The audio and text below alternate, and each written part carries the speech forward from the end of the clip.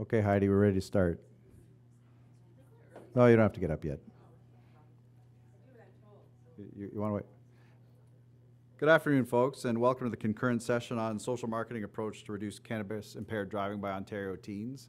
Heidi Francis is the moderator of this session, and as you can see, I am not her, because I do work for her, though, and sometimes play her in movies and things, so. That's weird. But they're not in a wide release, Don. This session on drug impaired driving and the campaign that we've come up with, at the end of it also we do have some samples, not drug samples. For those of you, if these get thrown at you because you ask a question, because that's what we're encouraging at the end, they're rubber, they're not going to break, and you're all dressed very nicely for a Sunday. I'm Andrew Davidson, and I'm the manager of the Road Safety Marketing Office of the Ministry of Transportation. And I'm sure drug impaired driving, and the reason a lot of you are in this room today is because drug impaired driving is something that we all know is secretly on the back burner. And it's a unique problem. Of course, it's not a subset of drinking driving for those of you who've read the research. And it's distinct and more complex than drinking and driving ever could be because of the variety of substances. It's also a growing problem with independent research in Ontario and also Ontario data confirming that it's a growing source of collision fatalities and injuries. It's also misunderstood. We did a public survey, and people believe that drug impaired driving in Ontario, we surveyed it last March, and they believe it's a growing problem, but also those who do it have no context for the fact that the level of danger that they're putting themselves and others into.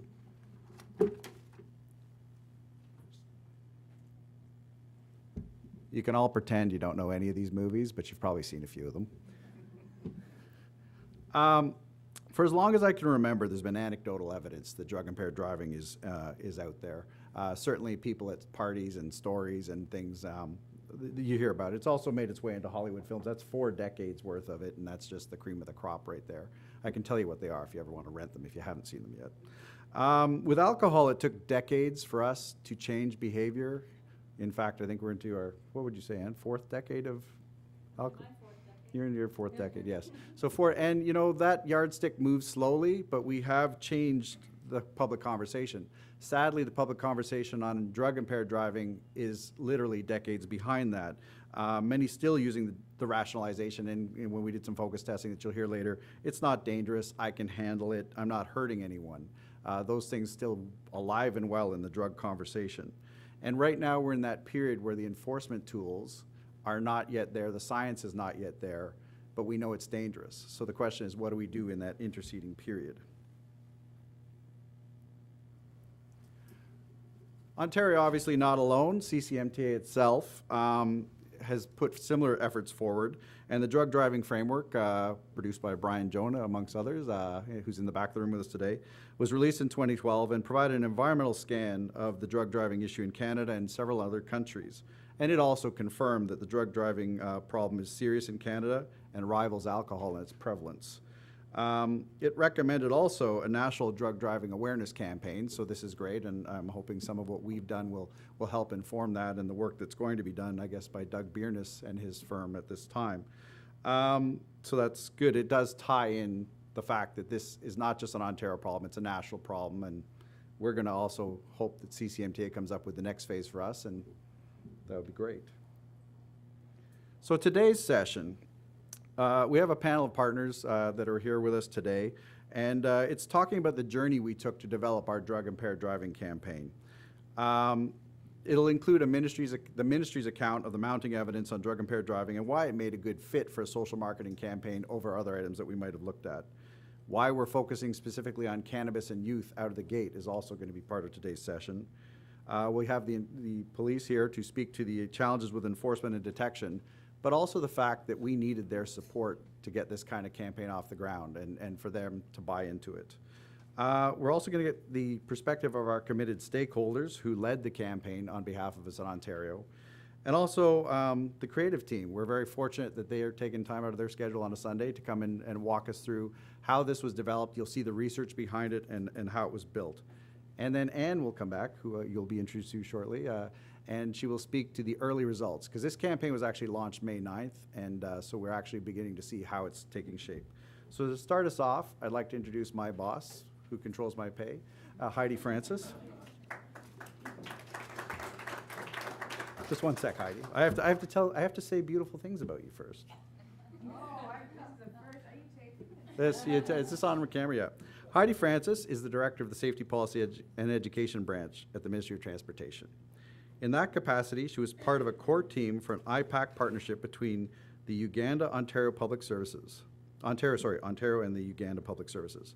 Prior to coming to MTO, she was the Portfolio Director within the Ministry of the Attorney General, managing a cluster of legal branches within various ministries. Heidi joined the provincial government in 2003 as the Legal Director of MTO. Earlier in her career, she held the position of General Counsel in both 407 ETR and the Ontario Transportation Capital Corporation.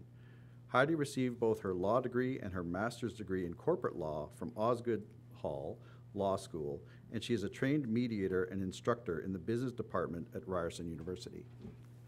Heidi, you can come now. Do you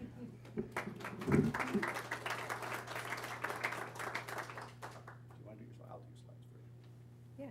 Oh, do you want me to? Oh, I'm good. Okay. Hi, thanks for coming today. I know the weather's beautiful outside. I see a lot of our staff here, so I don't know if that makes me more nervous or what, but they'll find out the truth about me now, or they'll tell you the truth. This is something that I've always thought about since I came into this job in 2009. One of the things that when I talked to Rob Fleming, my boss, we had talked about drugs and what would we, not personally, but what would we do with it coming out of the legal end? I knew we didn't have laws on it. We had criminal laws, but we really didn't have something on the admin side. I knew we had the II devices, but we didn't have anything to test with. So it was something always in the back of my mind. So that was the end of 2009 when I came here. Now, if you go back to 2012 at CCMTA, the annual conference, I did something on social marketing. And this is a product of that in our world at MTO. So we knew that we had to make a case for social marketing because we had to, it was something new. We hadn't done it before. Health had gone out a little bit on it, but MTO had not done that. We had the traditional forms of marketing. We knew when we looked at other jurisdictions, especially those that were very far away, UK, Australia, they had used it, and they were having a lot of success with it. We were starting to see research for a little bit at least, that it was working. And we also knew that we had to find innovative approaches. Like every other jurisdiction, we were not getting more resources in our policing front. We weren't getting time in the House legislation through, and I think every jurisdiction has those issues. So we knew that we had to press on and we had to come up with something that could combat things we were seeing on the road. So we knew we needed that countermeasure, but more importantly, as a group, we got together in our branch and we said, well, when would we use social marketing? Because we've got to figure out what's the filter you put on it, because it's not just something you go ahead and do. So with that, we came up with key considerations, and there were 4 of them. So one was, is it emerging? I feel weird standing here. Can you hear me if I walk? Maybe. Was it an emerging or a persistent issue? So we figured we'd look at it. If it was emerging, it's something new and something on the forefront that was really going to need our attention. Things like pedestrians, for instance. Things like drugs, for instance. Things like distractions. Is it something that we were seeing spike on the roads? The other thing we looked at was it a flat line. So we have a lot of our things that we put countermeasures in. We don't need more laws. We don't need more policemen. We're doing a great job on it. But if you look at our drinking and things like that, you flatline. You come from here and it flatlines. So we said, okay, we'll look at it and say, is it emerging or is it persistent? One filter. The second one was, are there countermeasures out there? Because we had to know if we were using the appropriate countermeasure for it, whether that be a law or police or something of that nature. And we wanted to look at partnerships, which is really, really critical for us. I know I'm going to walk in front of this and make it worse. Social marketing is very expensive. It's also something that you need a lot of partners with.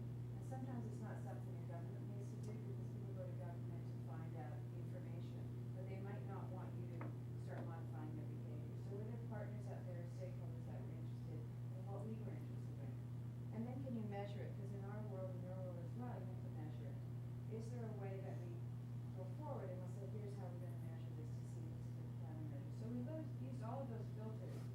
And a few stood out, but one for sure stood out more than any other, and that was drugs. So we knew back then that we needed to do something on drugs for social marketing for a number of reasons. We knew, and I'm glad we have our stakeholders up here, that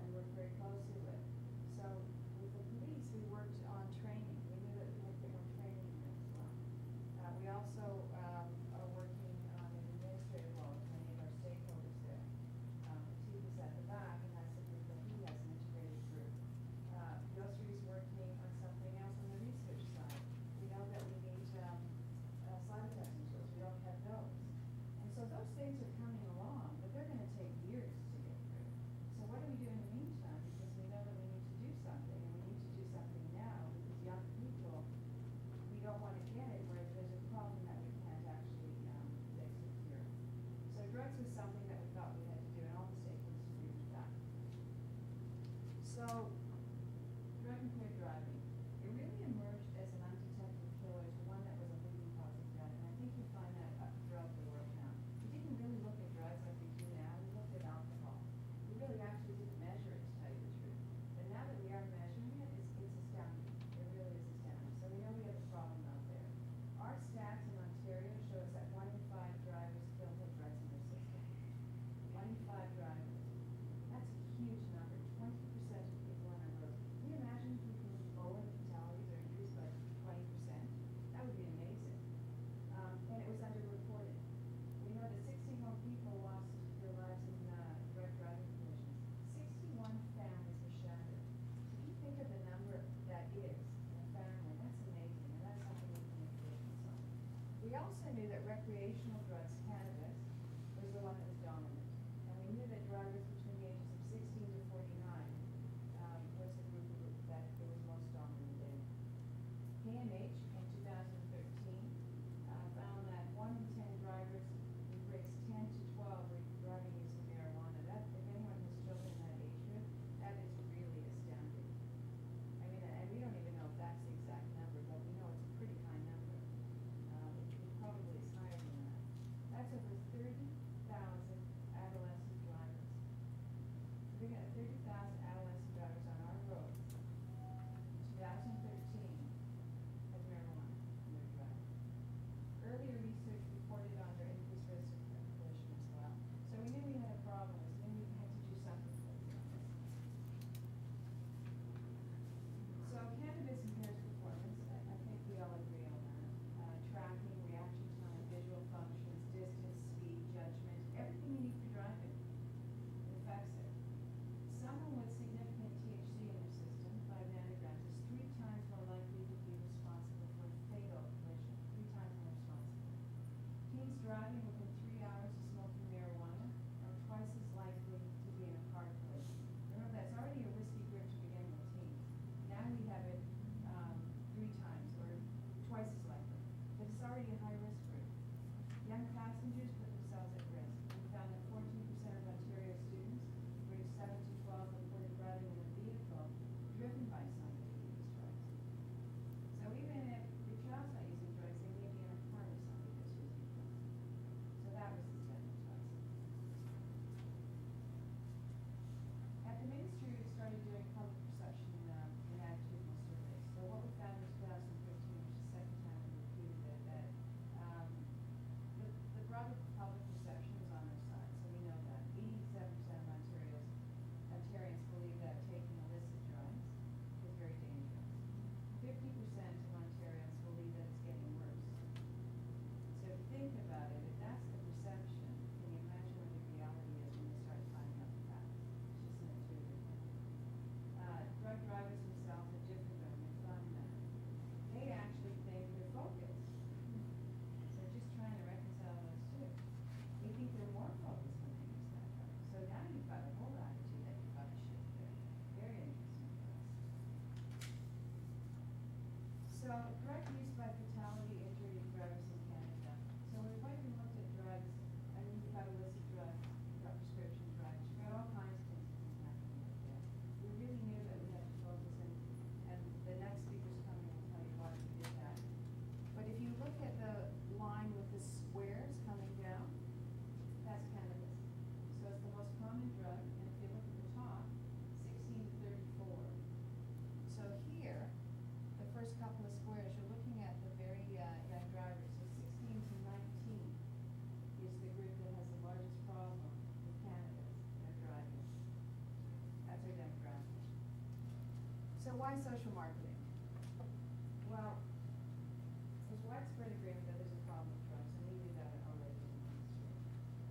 There's no easy solution to this. There's a number of problems that we have to hit. We're doing it with working with Don Bell and the police and getting officers trained.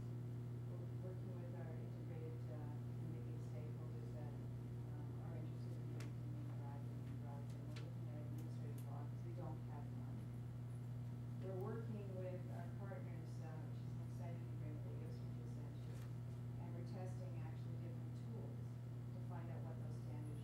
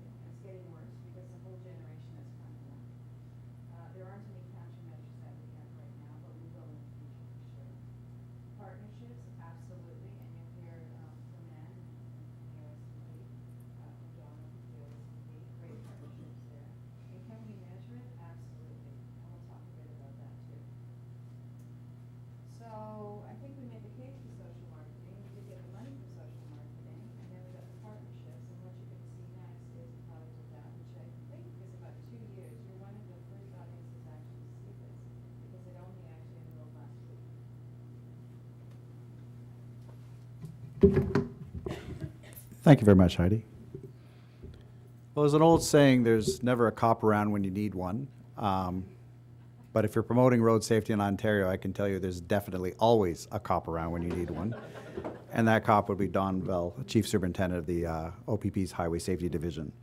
Let me just put his slide up so that he can show me the picture. Don has actually lost a lot of weight. He told me, why'd you put this picture up? But it just is before and after picture.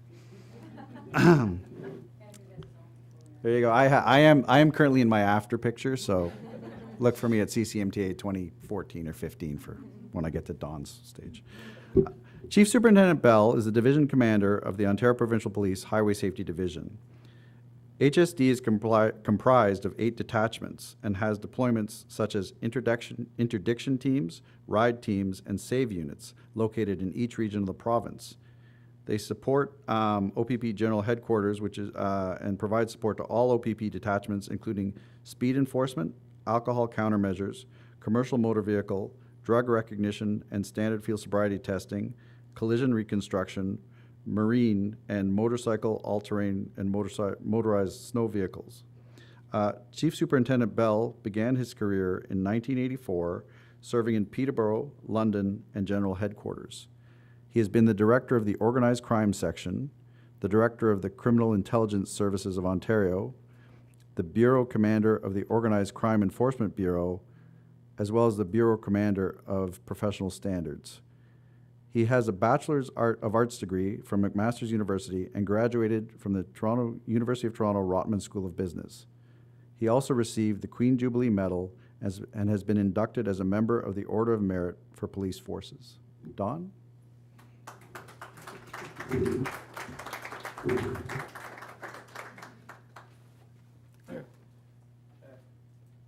afternoon, everybody, and I'll tell you one difference between the police and government is this room being empty before it's on Sunday afternoon. Discussed over at McQueen's or whatever over at here. This is a great opportunity for me to come and speak, and I can tell from my previous life, which was in organized crime, when I came over to traffic approximately 3 years ago, I had no idea what MTO's involvement was in public safety. I didn't really know what the Highway Traffic Act was, so it was a real learning curve for me. What I did realize quickly is the commonality that we have in the true bond, and I can tell you from a law enforcement perspective, when we're talking about crime prevention and the way to move forward with partnerships and thinking outside the box, the example that's used is the traffic arena and how we work with MTO, Drive Alive, MAD, Material Safety Council, things like that to move the bar in unconventional means. I'm probably going to talk a little bit off the agenda as to what I'm being specifically asked to speak about because that's what I do. But for me, to take a look at the police, there's no doubt in my mind that driving under the influence of drugs is a definite problem. And you didn't have to go very much further than down the street and around the corner last night when you see that the Crown Plaza Hotel are hosting a cannabis conference. So, I'm walking into the restaurant and all I can smell is weed. So, guy's sitting there having a steak, his girlfriend's having that. I think, well, there's no chance of trying to sit in there and scarf up his food there because he's going to haul a couple of hauls on that joint and be right back eating again. But what's wrong with this picture? What battle are we fighting? Are we swimming upstream? We definitely are. Because we're in a situation now where although the statistics may say that Ontario sees one thing or Canada sees something, we're in a situation where across North America, the legalization, decriminalization, acceptance of marijuana is something that's coming. It's something that's accepted. And, you know, I've got kids that are in the demographic right there. I talked to my 19-year-old daughter a couple of years ago where I was talking to her about cannabis in the high school. And she said, well, geez, Dad, there isn't any weed in our high school. Honey, they were born on a Tuesday, but it wasn't last Tuesday. She goes, no, Dad, not using weed, we're all not weed. The kids are all into oxys. And they don't pop them, they either snort it or inject it to get a quicker high. So, we've got a problem. As Heidi alluded to, there's no secret that drugs, impaired by drug, is quickly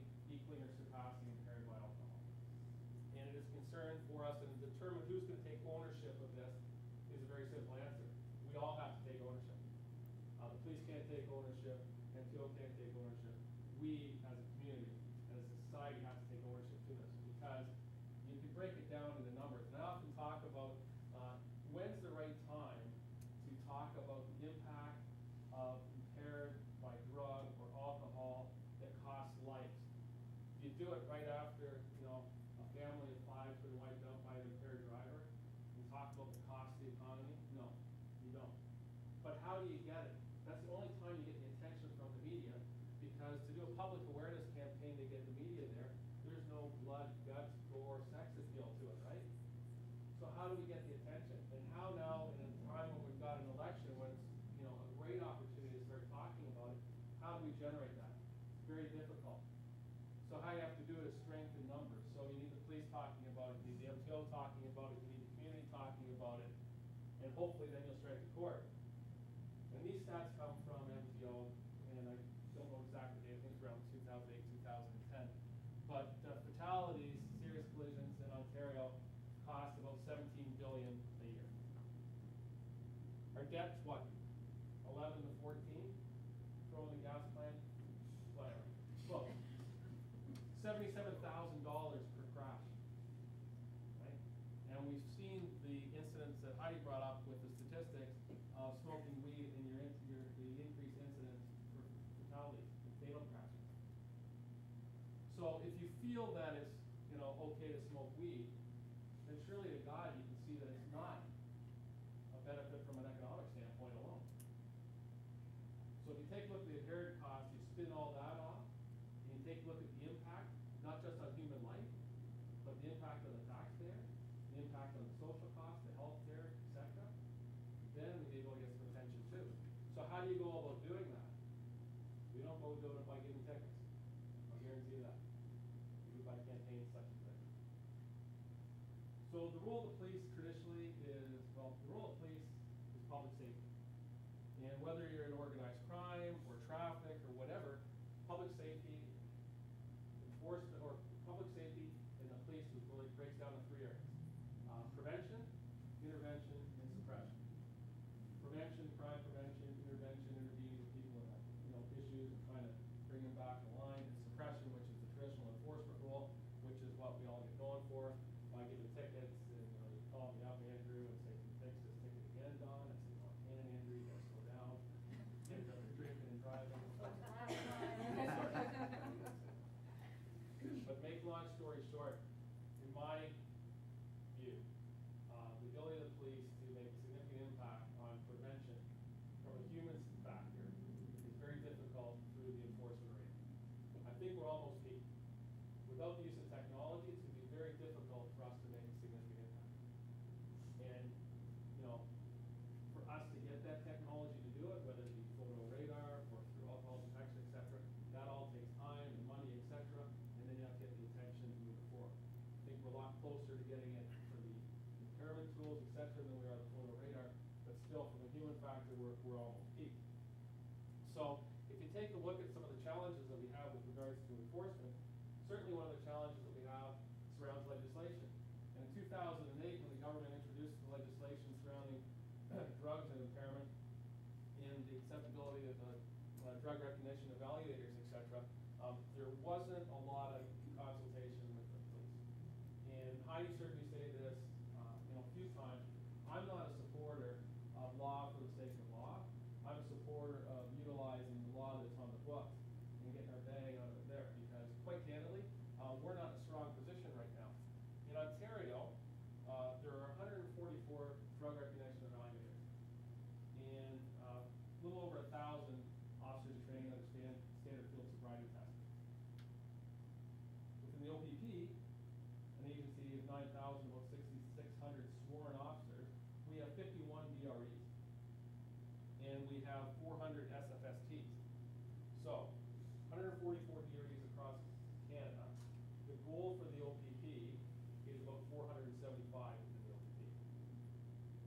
SFSTs in the OPP 400, okay, and 1154 across the country. The goal for the OPP is every officer to be trained in SFST.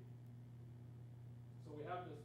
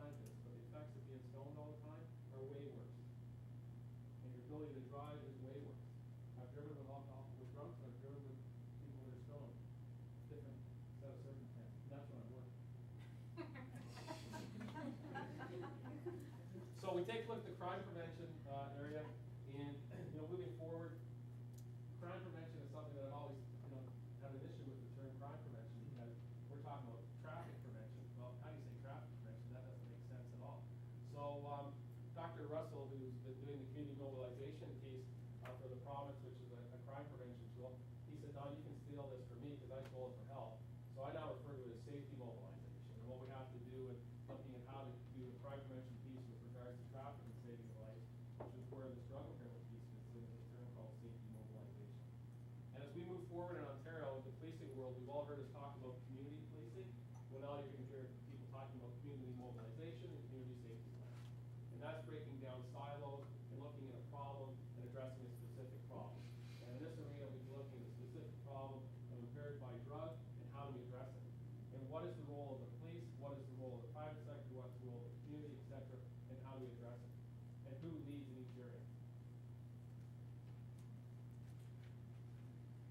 So, in taking a look at driving motor vehicle, so many people that think driving a vehicle is a right. Well, it's far from being a right. Driving a motor vehicle is a privilege. And we have to get that point across time and time again.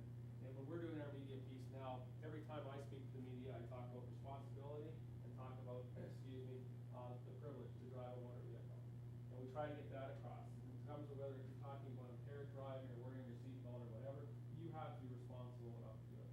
So you have to be responsible enough not to put that joint in your mouth or the opiates, etc., the medically prescribed drugs moving forward to make sure you can drive in a proper way.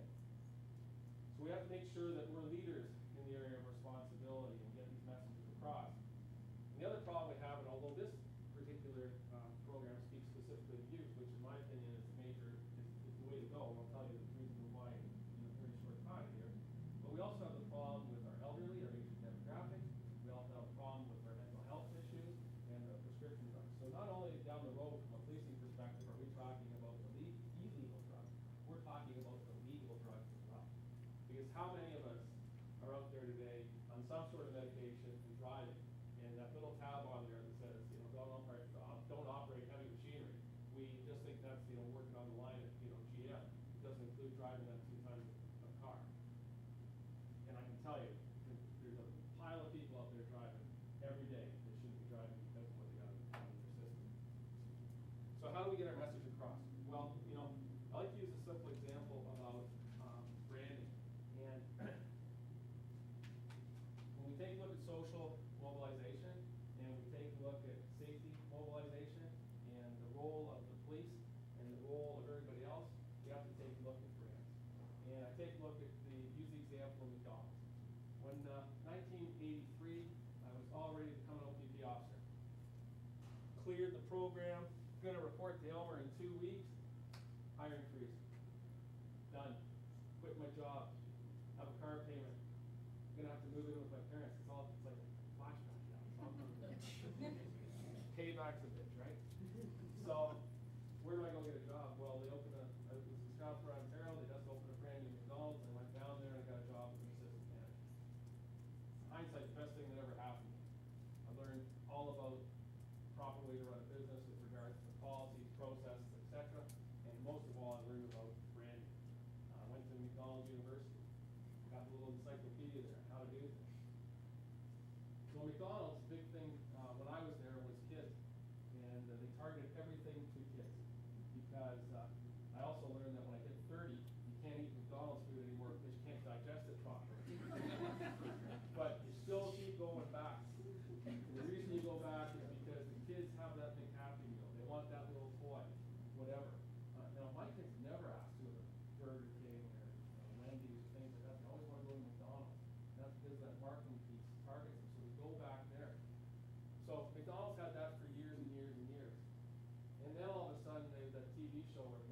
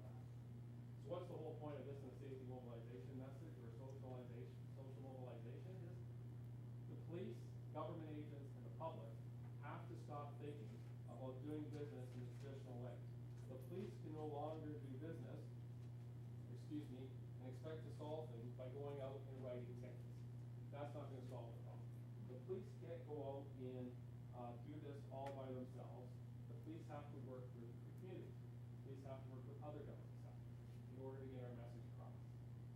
And I can tell you, the way we're going to do this is by social mobilization projects such as Eggs on Weed, and by working with Leonard of the world, Brian Patterson, and totally non-traditional policing partners. Because this whole thing's going to be about communication. The whole thing's going to be going about and get away from 50-year-old men in suits that think they know how 25-year-olds think when they're high.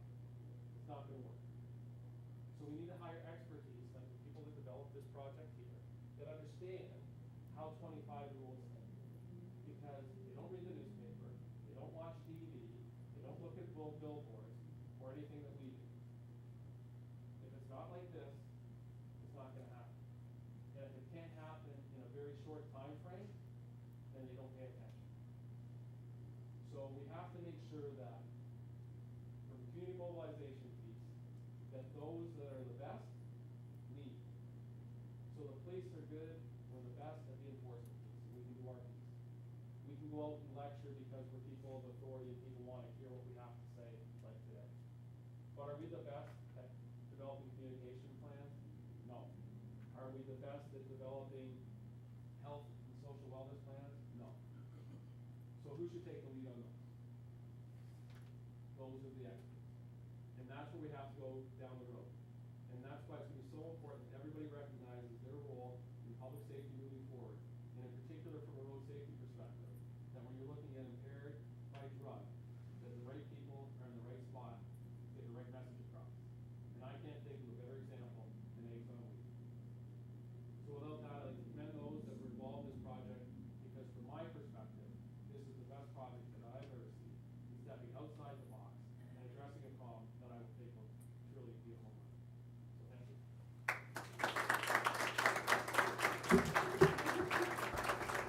Thanks very much, Don. And going from McDonald's to the police service, I would have had a brain cramp at some point, been at someone's window and said, "Would you like fries with that?" as I was handing the ticket, but you're a better man than I.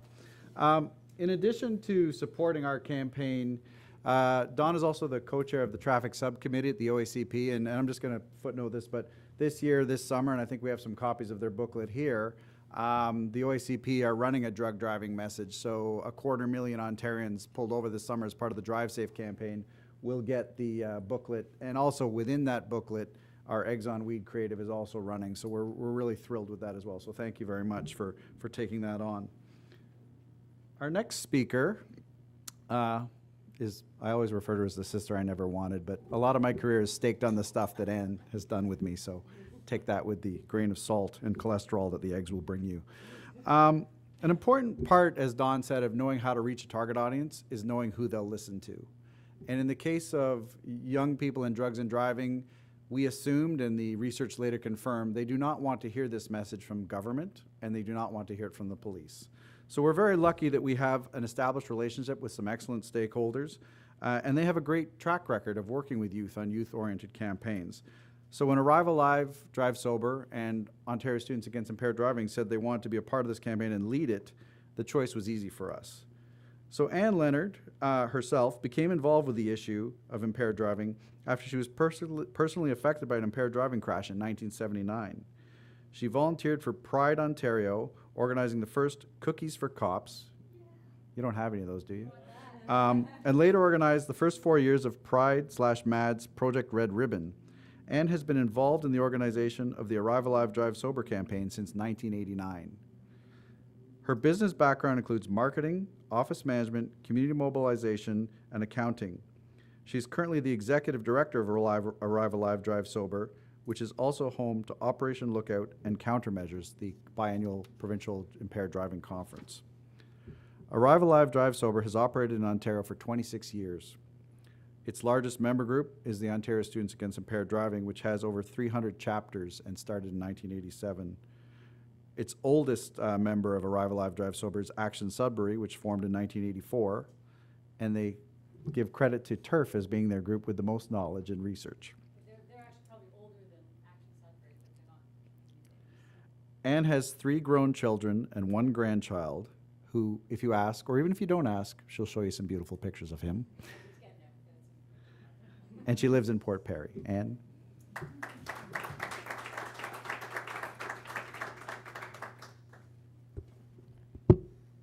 I love speaking right after Andrew. I'm going to just go over some of our information about Ontario Students Against Impaired Driving. So they operate in 300-plus schools across Ontario. They're a youth-based and youth-driven charity. I know other provinces have similar, I know Saskatchewan and Alberta, I think, have SAD chapters, and they operate similarly, that they're sort of youth-run. So when I say there's more than 300 chapters, there could be 350, there could be 380. They don't report really vigilantly or whatever. They're kids. So anyway, but it is a fabulous group. My oldest son was a youth leader with OSED for 3 years. They have a provincial conference every year in May. They just held it May 8, 9, 10, so just like a week ago or 2 weeks ago. And we launched our campaign there. So it's a fabulous meeting space. And I think every other year they host SIAD for anybody from outside Ontario. SIAD was just hosted in Saskatchewan last weekend. So OSED does a number of things in convening students and sharing information, and they have their own set of resources that they share amongst their chapters.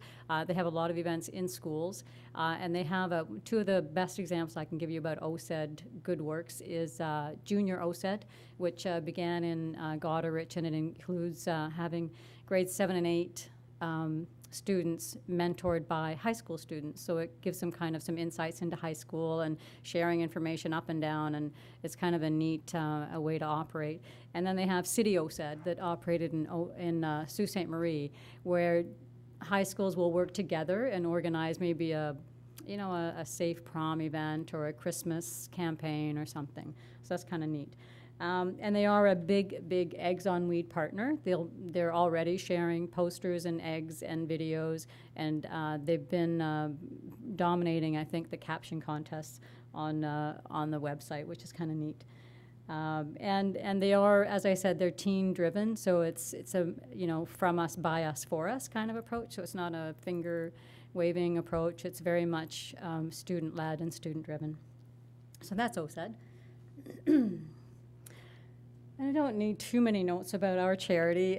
So we've been hosting Arrive Alive, Drive Sober. We just launched our 26th campaign, and it is primarily an Ontario program, although we do share resources across Canada when asked. And some of our messages are better used if they're suitable for all of Canada. We are really, I call us the meeting ground for impaired driving in Ontario, but we're really about creating and sharing resources with the information about our penalties, prevention strategies, and a lot of those are Ontario specific. And Andrew would know, he's been in some of our spots that are about Ontario specific legislation. So Never play a good guy. not yet, but maybe someday. So we very much want to reach our message all across Ontario. So we work with police, public health, media, other partners. We'll have a display at the excuse me, at the Indy, at Wakestock, at other events. Sometimes we host our own events, like we have a TTC day every year where we share information with riders at Yonge and Bloor for 3 hours, and we typically reach about 9,000 or 10,000 riders with our message, which is kind of neat. And then we go to sporting events. I always tell students and others, if you're trying to get your message out there, sometimes it's easier to not host your own event. Go to somebody else's event, take your message there. So we do a lot of that. And then we share a lot of materials with people whose events we don't go to. But basically we get a lot of materials out there, and that's our mission and vision and all that. We did produce a drug-impaired driving PSA ourselves I guess, a year and a half ago. And so I'll play you the PSA, and then I'll just tell you a little bit about it, and then we'll move on to clean sheet stuff. Everybody knows not to drink and drive, but some people still think it's okay to take drugs and drive. Police have the authority, the ability, and the tools to determine if drivers are impaired by legal or illegal drugs. And because drug-impaired drivers can pose just as great a risk as drunk drivers, they face the same penalties, like the loss of their driver's license, a criminal record, fines, and more. A message from the RCMP, the Canadian Association of Chiefs of Police, and Arrive Alive, Drive Sober. So that was a spot we created November, I guess we released it November 2012. And we learned a lot of things doing that spot. So one thing, I'll just tell you briefly, quickly, you can't show someone holding a joint, lighting a joint, or smoking a joint, but you can show them rolling a joint. The other thing we learned after we produced that PSA and shared it was that some broadcasters don't want drugs and driving talked about on their networks. So one of our biggest supporters, each year we get a lot of support from Bell Media. They won't play that spot because of corporate, they made a corporate decision to not air it. So, and the other challenge with it, of course, so it does play, it's played a lot. The other challenge with it, though, is that youth don't always get their message on television, which is what we've been talking about, is that they don't all watch TV anymore. So, so it was a great spot. I can also tell you lastly that on YouTube, people make comments like, "Oh, that's BS. I drive stoned all the time. I drive better." So some of the research, what the research is showing us is also backed up anecdotally. So with that, I'm going to introduce Neil McOsterich. Is that how you pronounce it? I've never said his last name. And Catherine Frank, that one's easy. And they are with Clean Sheet Communications. Their titles are here, but they are basically co-founders. One is in charge of strategy, and one's in charge of creative. So I'm going to hand this over to them.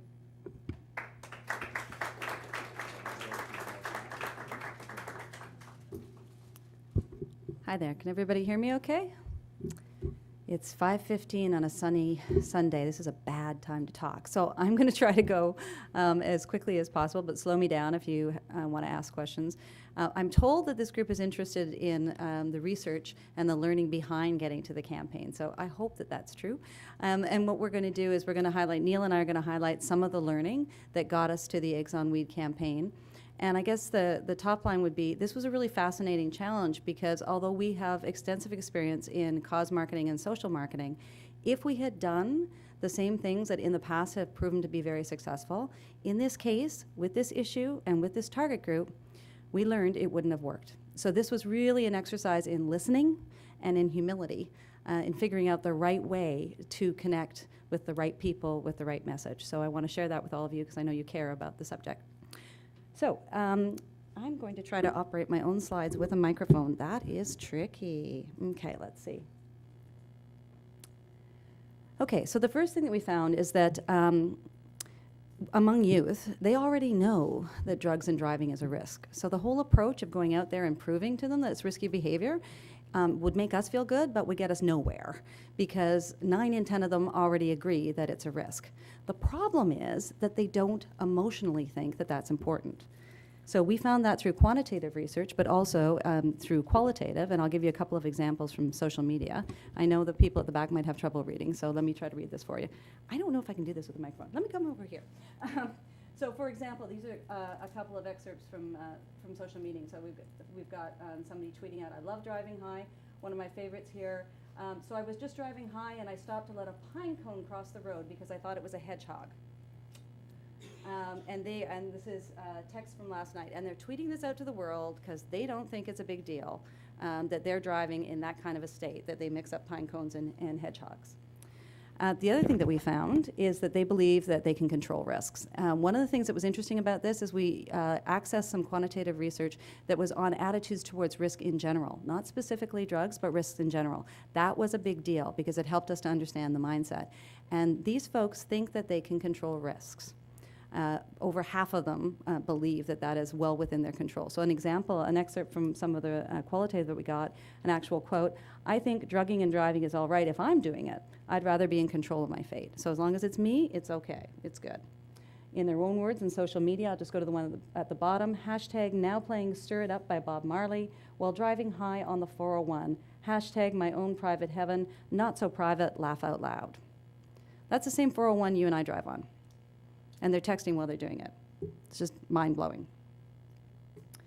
So these guys know it's a risk, but they feel they can control it. Specifically with respect to cannabis, they really do believe that they can drive fine on cannabis. Stoned on weed does not mean impaired. It's different than someone who's drinking and falling all over the place. They completely differentiate between drinking and driving and being high and driving. In social media, particularly poignant one, the bottom here. He's driving high and I'm in the passenger seat, but we've built the kind of trust that I'm confident to put my life in his high driving.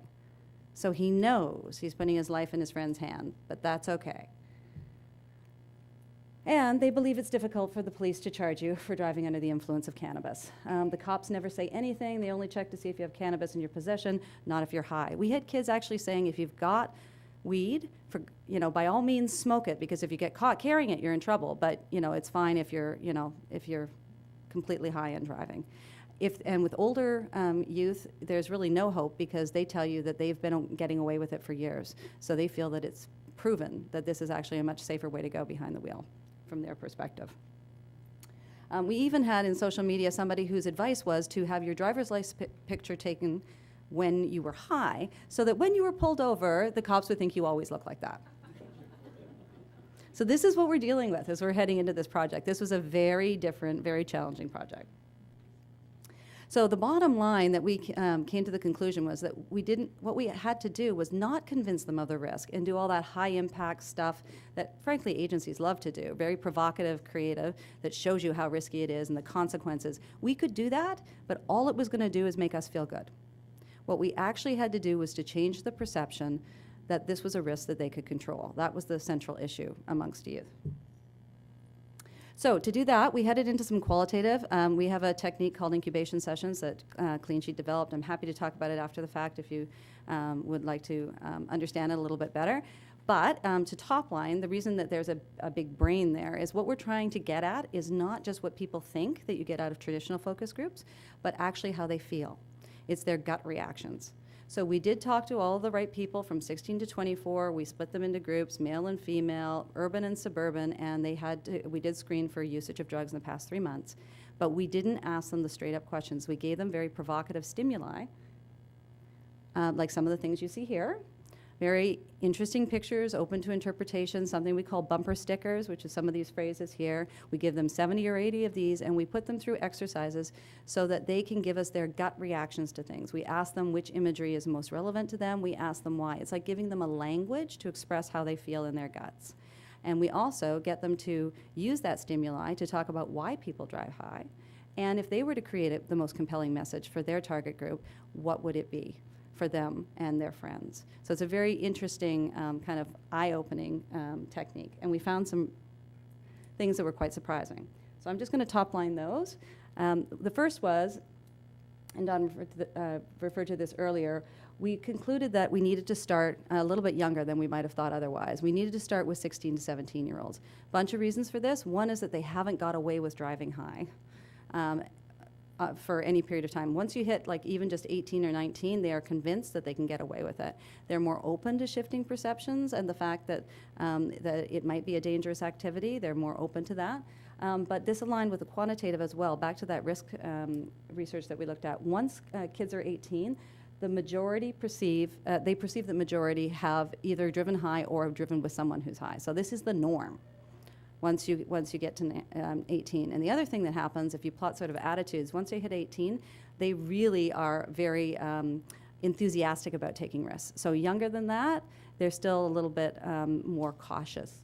So that was a more prime target for us to be open to the message. The second thing was that we decided to focus on cannabis. So one of the things we learned is amongst youth, they see weed as a far more manageable drug. They really differentiate between weed and chemicals or heavier drugs, and they see them as two separate things. So we really got to address that issue. And quantitatively, this is the most common used drug, and it's also, Heidi alluded to some of the facts earlier, amongst fatally injured kids, 16 to 19, 60% of them had cannabis in their system. This is really the biggest issue. We've got to move this mountain first before we move on to some of the other areas that we also have to deal with. So that was the right people. And about the right things. What's the right way to talk to them? Well, we learned that light drugs are seen as normal. It's a way to chill out with friends. This is much more part of their everyday lives than alcohol is. This is a Monday to Sunday thing. This is not just partying. Weed is part of their life on a day-to-day basis. And for that reason, they feel that refraining from driving high really gets in the way of their primary mission in life, which is this quest for fun. So this is why it's so challenging. The fear of legal repercussions does fall on deaf ears. They know that it's almost impossible to charge them right now. And we really learned that an authoritative tone closes doors. This was really critical. Whether we like it or not, they see being high as a positive thing. So if we were to come at them with messages that are don't do this or don't do that or wagging our fingers, what happens is their reaction is you don't get it. You basically throw all your credibility out the door. So we had to give up that authoritative tone that we would more naturally go to, because it just was not going to work. So what was the right voice? Well, as has been mentioned before, they're very skeptical of authority. They don't trust or listen to guidance from them. So this is a direct quote. Yo, this is real. The message needs to come from someone young who is connected to the target. This is one of the guys talking to our moderator, telling them this has to come from social media. This has to come from other kids my age.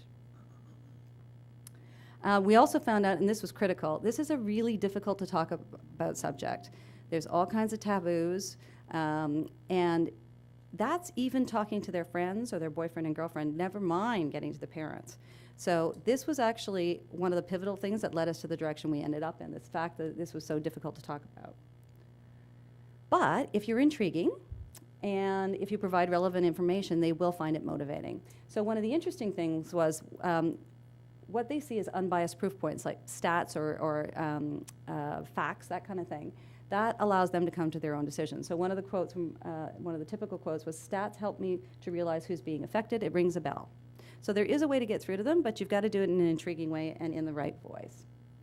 And so what we decided to do was to create this new, really get over this taboo and focus on this taboo issue and try to create a new social norm.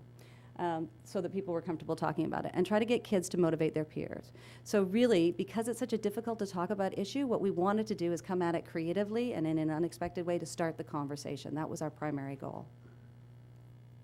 So our creative strategy, this is a graphic that represents weeks of work that we use at Clean Sheet to kind of summarize what was the focus of our communication. And one of the things we do is we really spend a lot of time focusing on understanding barriers. What are those things that are stopping people from doing what you want them to do? And try to identify what the key barrier is. And in this case, in this project, the key barrier, believe it or not, is they believe to a man, I don't think I'm too high to drive. They will argue till they're blue in the face. And that is the key barrier that we had to address. Now, how do we address that barrier? Well, what we do is we mine for brand truths, because logic leads to reason, and for human truths, because emotion leads to action. And we try to connect them in a way that gets you over the barrier. So in this case, the brand truth that we chose to focus on, based on all of the learning, was that safe driving requires all of the senses. They'll buy that. That is true. We also link that to a human truth, which is that people take drugs to heighten some of their senses and dull others. Also true from their perspective. So how could we link those together? Well, our leverageable insight became the very thing that you feel makes them good, makes them bad for driving. So a very simple thought, and that would be the stimulus in all our communications. We're not saying that drugs are bad, because if we do, they won't listen. We're saying we know what they are, we know why you take them, and here's why it doesn't make sense when you drive. So if that's our stimulus, then the response we're looking for is, if I make the decision not to drive high or with someone who is, I can enjoy my fun without the downer of worrying about safely getting somewhere. And there's lots of reasons to believe that, but the two that we chose to focus on, given the budget and time that we had, was that it is true that while cannabis may make you feel more focused, at the same time it's compromising your ability to notice road hazards and be able to respond to them. And while cannabis can chill out your nervous system, this affects your ability to handle a car. People on cannabis are 5 times more likely to strike cones in a driving test. There is a list of about 10 of these and counting that we would like to address going forward in future programs, but we started with these 2. The focus issue in particular kept coming up when we're talking to these kids. They really believe, their logic is this: when I'm high, I play better video games because I'm more focused, therefore I drive a car better. So obviously we have to address this because they're on our same highways. We've already talked about the message coming from government versus the partners. The partners is the way to go. It's a more credible source that they believe understands who they are. And so what we did is we worked with our partners to come up with 3 concepts, and we tested those. In this case, there was no funding for broadcast media, so we went with online films, and the goal is to have those films shared amongst youth so that we can get that conversation going peer to peer. Eggs on weed was the strongest of the concepts tested. And what it really is an absurd analogy to dramatize the inevitable effects of drugs when you're driving. As I've said, really the bottom line is this is a serious issue that's hard to talk about, and this unexpected approach we hope will start the conversation. It was very challenging to figure out how the right way to talk about this, and quite honestly, very challenging presenting it to people who aren't 16 and aren't used to talking this way. But this is what we have to do in order to make the change we need to make. So I'm going to ask my business partner, Neil, to take you through some of the work now, which is a lot more fun than listening to me. So my daughter is 17 years old, and I tell her I get an opportunity to work on a campaign on drugs and driving. She gives me the sage advice, make it funny, Dad, make it funny. And that was an interesting clue into the way kids think, because social media, which is what this campaign is about, is actually social currency to a teen. If they pass it on to someone thinks it's cool, it's social currency. It's almost like money. And it was interesting to note that there was nothing in her advice to me about, conveying the message of drugs and driving. It was simply make it fun and make it cool. But we knew alone that we couldn't just do that. That would be folly. So we had to kind of add something to the coolness or the unusual approach that would give it a little bit of gravitas, but in a way that the youth wouldn't really see it coming. I liken it in many ways to giving a pill to a dog. We had to wrap it in ham so that they thought they were getting something, but at the end of the day, we had to make sure they got the pill. So we made 2 online films. Sure, and we're just going to show the first one because I think that it's self-explanatory, but in a weird way it can't be explained. So I think we should just let it roll. We'll talk about it after that.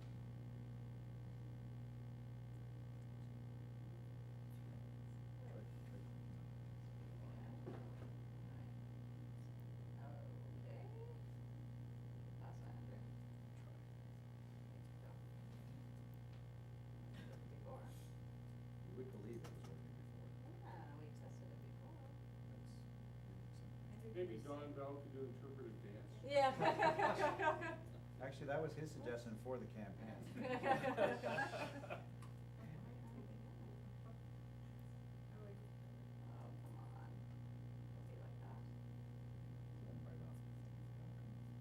Play them off the stick. That's weird. Okay, when they're working at, I'll just do the, running out of time, and I just want to say a few things. I forgot to acknowledge you, Brian, sorry, that's another very good stakeholder, Brian Patterson, Frontier Safety League. Even though he's not up here with us, we're very, very close to him, very supportive. David Silva, his birthday, you're not looking, it's his birthday, thank you for coming on your birthday to work with us. Happy birthday, David. Happy birthday. And Andrew's folks are all here, so they've really given up a lot of their time. This is their work that you guys Might do start on you, from Heidi. the road safety marketing. Sorry. Burrito run! Who's in? I want to do that. You don't have to literally Let's do run, burrito do we? run. They're eggs on weed, and we all agree they've got no idea where this is going to lead. I know what they say, but there are benefits to driving high. Yeah, like focus benefits. We're keeping it safe. Wait. We're focused, man. Yeah. Is that a word? Yeah, because we're doing it right now. We're focusing. Hello. Hey, I'm so focused that I deserve like a medal or like a crown and a scepter or something with my name on it. Wait, what?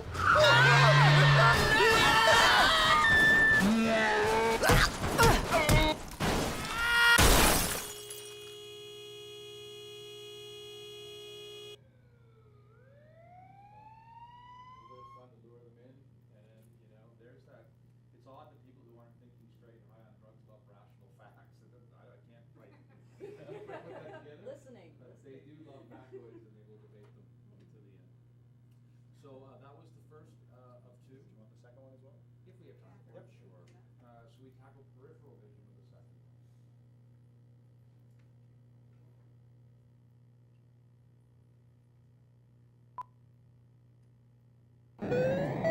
Sweet, level up. Oh, nice. But we gotta go. You good to drive? Yeah. They're eggs on weed, and we all agree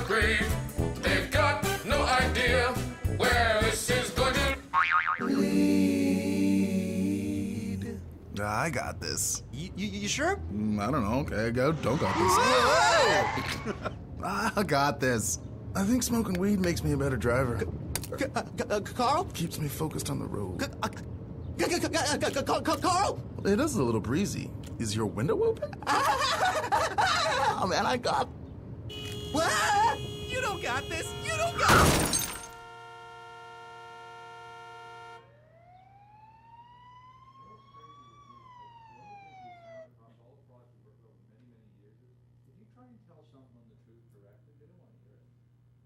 So, really, you know, the ideas that resonate with people are powerful meanings that are conveyed indirectly. But for some reason, they let their guard down long enough to be willing to accept it, and we can talk about something serious. Very quickly then, we have a home site for eggs on weed. There are rational arguments, there are papers that are up there under proof, there are contests, there's all kinds of different things that they can engage with, and people are engaging with it at quite a good rate and staying with the site for an extraordinary long period of time as well, which is a good thing. It means they're engaged. We have a caption contest. Each week we're putting up different pictures of eggs, you know, doing kind of crazy things.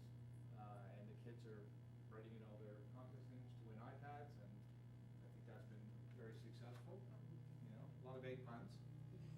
And of course posters which are being distributed throughout the province to the different stakeholders, which is a really nice thing as well. Display banners, which will be at all the trade shows, some of the concerts, any place where we'll find the kids.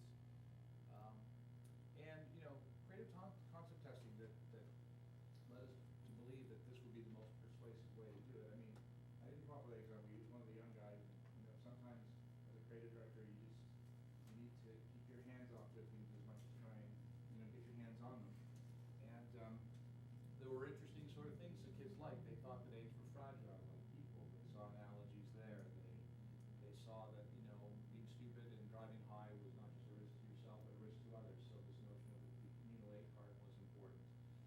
But also what it's given us is a really interesting platform for eggs on weed. We can build a site. We have little eggs we hand out. The eggs are kind of innocuous and friendly, so for some reason they're able to carry a payload fairly heavy. So that's what we've done. Rightly or wrongly. Hopefully right.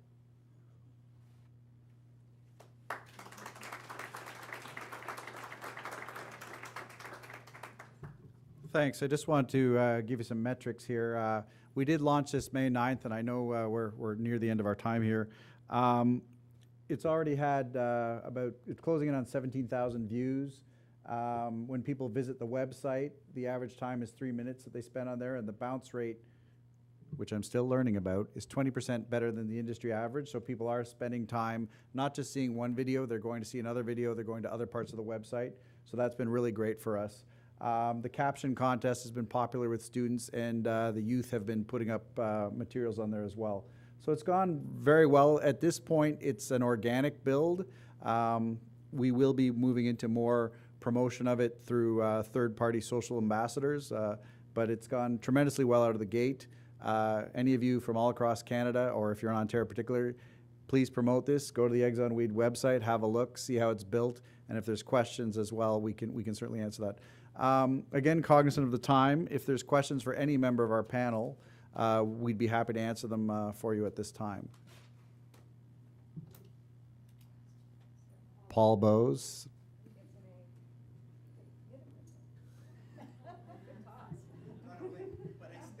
He caught it. He's in Ottawa. They don't have good goaltending. And I assume a lot of money as well, but how sustainable is this in terms of the kids' attention or as a program as we go forward, do you think? Well, I will pass this over to Ann to some degree, but the video itself, again, was tested and built based on the research from the audience. Its initial phase is running its course with the Eggs on Weed caption contest. We've got posters in 300 plus schools after the launch at the OSED conference. But did you want to speak a little bit about the social ambassador program? And Yeah, there's a couple of things going on with hashtag social stuff. One is we have a summer student who's spending the entire summer tweeting and talking about different things. Lisa's been giving him some guidance, and myself as well.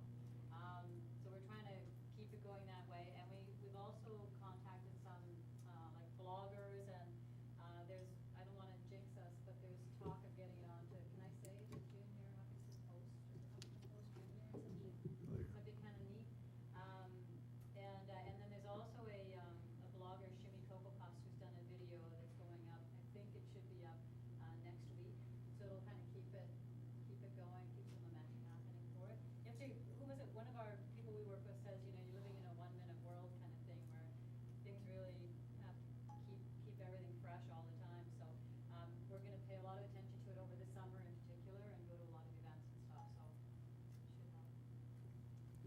over here. I was just wondering, so is that sort of sharing your measures of, like, your indices of your evaluation of awareness? Sorry? How does it play into evaluate the awareness? Oh, well, one thing we have here, and I'm not sure, and I'll answer it, other people can too, but I'm not sure what they have, was it, Washington that just legalized pot? I'm not sure if they have some of the benefits we have in Ontario and other parts of Canada. We've got some good, measurements of drug impaired driving, I think, and statistics, and looking at the, cause of fatal deaths and serious injuries. So it'd be nice, and now that we've done this, we can go forward and in 2 or 3 years, we can look back and say, okay, how successful were we? We can go back and do more of the social marketing or that kind of research again and see if we can change attitudes. It's also about the number of views, you've got the average time on the site. We do attitudinal surveys. We ask about recognizing our stakeholders. We could ask a question about the campaign. We get an 8 too. Oh! You know. Don't be afraid, folks. They're spongy. I got voted out against getting the rock eggs. If, we have a question right here. Sorry. From a stats perspective too, we've been really pushing this at the OACP level and the CACP level for our officers because, like the sign said there, like traditionally our officers will look for like, a joint in the car or whatever. They're not quite tweaked onto the stone part. But so far in 2014, in the OPP alone, our impaired by drug charges are up about 118%, just by starting to talk to the guys and girls and say, okay, guys, if they pass the alcohol screening test and they're still a little wobbly, and that sixth sense comes, they're probably high on something, right? So call an SFST, do the VRE and move forward. So creating that enforcement piece, again, combined with this, and the data that's already available, I think we will make a good step moving forward for some measurement. sorry, a question here? Yes, I did. First, I just want to say everyone did a wonderful job. You're very obviously very passionate about what you do, so I appreciate that. Secondly, I did want to ask, was there any consideration in relation to partnering with health? Because the understanding I have regarding cannabis is that it also attributes to mental health issues like bipolar, schizophrenia. So was there any consideration taken given that? When Arrive Alive and ourselves were having discussions, health was brought to the table as part of that, and they did actually provide us with a lot of the research that drove this. We really did want to go to straight up and not sort of disperse the issue in those areas just yet. Also, health was still in the middle of if you haven't seen their social smoking campaign, it's quite something as well, with social farting, if you haven't seen it. I can say that because it's true. So no, they were going in a different direction, and but they certainly were very supportive of this. And I think as we move specifically into the prescription drugs and the other things, we usually work big to small. So as we come down, because as we've learned with the drug data, it's 24/7 that people will tell you they're smoking drugs. Our kids are walking to school past people that are high driving down that street. So absolutely. Brian Patterson, the young Brian Patterson from the 100-year-old Ontario Safety League. I'm not the founding member of the Ontario Safety League 100 years ago. We found, we did a campaign that we're about to do another announcement on it, not at my corner store, the selling of drug paraphernalia. And that's why you got a real understanding. I think Don has hit it right on the head. It's not clear around marijuana as you would think it would be. So the definition of drug paraphernalia is pretty clear in the criminal code, and it's selling it. And now we had 9 police departments answer the question about drug paraphernalia in their community, and 7 of them said, yes, we agree. And 2 of them said, our local Crown attorney will not enforce that law in this community, so we don't think we'll go ahead with it. So it's complicated. And I got 4,000 emails, which is 3,720 more than I get normally in a month. And they were all on this whole issue of medical marijuana. So there's the 30,000 who have medical marijuana, and apparently you need every convenience store to sell drug paraphernalia in case they have to go out and get to take their medicine. So I think you guys have really hit those 2 things that we didn't see. We thought taking drug paraphernalia out of a corner store was sort of mom and apple pie, and we got that response from the media, and the next round will be the same. But I think the social media side went viral. Like we had tons of, some people were not nice to me, Don. They didn't say nice things. So, and it was all around this issue of, not understanding the actual benefits of taking drugs. So, Absolutely. so it's you've done a great job, because I think you've done a far better job of weaving through that network of enforcement, and because we had health inspectors wanted to go in and when they're doing the regular inspection of a convenience store, if they sell drug paraphernalia, they want to report it to the police.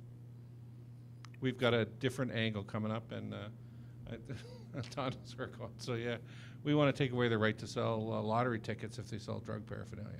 That would be a good trigger. And I think they'll be a lot happier there than making whatever margin they make on a bong. So there you go.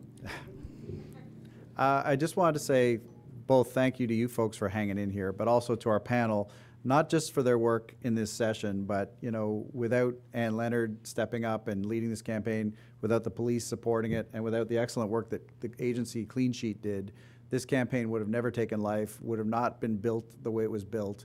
And it was a journey we all had to go along to. I did not wake up the other morning, even though I look like one of the eggs, thinking that this was the right approach for youth and drugs and driving. And we are now convinced that we have given the right first message out there on this issue. So thank you for being here, and thanks to my colleagues for helping make this campaign. Yeah, we have posters. I'm the Chachka girl, so as you leave this way and take some of our stuff. They've been brilliant to work with. I think we kind of jammed you because we're so passionate about road safety. But if you want to follow up with them, Clean Sheet is brilliant, tolerant, understood our world, and could turn on a dime, which you don't normally get. You're a pleasure to work with. Thank you.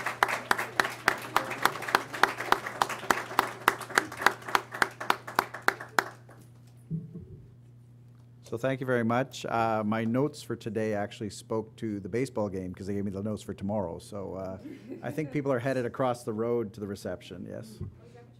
That's what, yeah, they gave me the notes for tomorrow. So don't go to the baseball game tonight unless you're skipping out on the actual CCMTA event, but thank you very much.